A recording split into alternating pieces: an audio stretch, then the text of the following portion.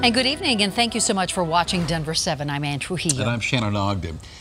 This is a debate we are forced to have way too often. Can we be doing more to protect our kids, our armed teachers, security guards, school resource officers? The answer. And that question became more complicated today when high-ranking sources confided to Denver 7 that a private security guard may have mistakenly fired at deputies as they arrived at STEM school on Tuesday. Those sources also tell us it is possible a student was hit with a stray bullet.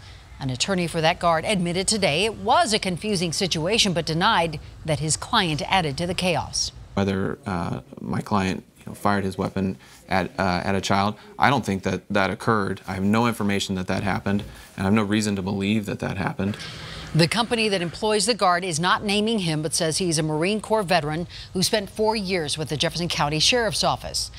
And it's too early to know what did or did not happen in the moments after those first shots were fired. Now, what we do know is this likely will happen again, and if not here, then somewhere else. So tonight, Denver 7's Russell Haythorne is going 360 on how to protect our schools.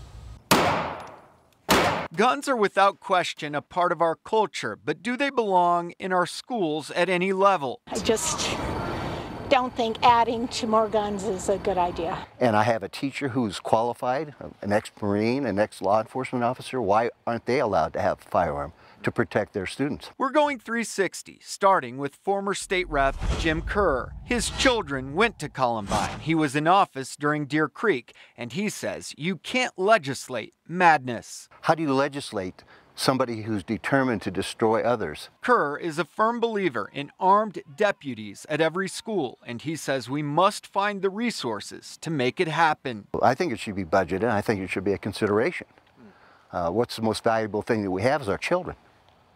And, why aren't we protecting them to the best of our ability? If not armed deputies, what about private security guards or armed teachers? President Trump has suggested regular training for armed teachers. I want certain highly adept people that understand weaponry, guns. But that idea is met with much skepticism. What if, as a teacher, there's a student who overtakes you? Teacher Amy Baca-Oler fears innocent children or teachers will get hurt. What if you misplace your gun or set it down, or if, there are people in their homes who have gun safeties and children find a way to get in and have access to those guns. The shooters at the STEM school this week appear to have used guns stolen from home.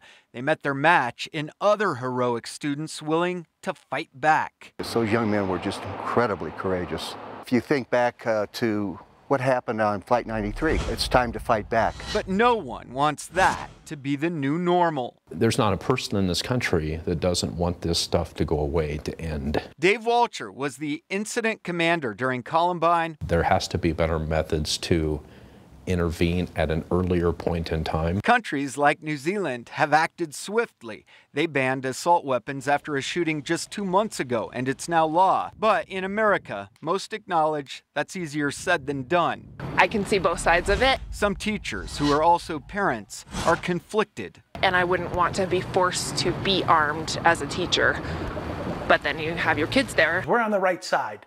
This is the right thing to do. State Rep Tom Sullivan lost his son during the Aurora Theater shooting, and he believes gun control is the answer.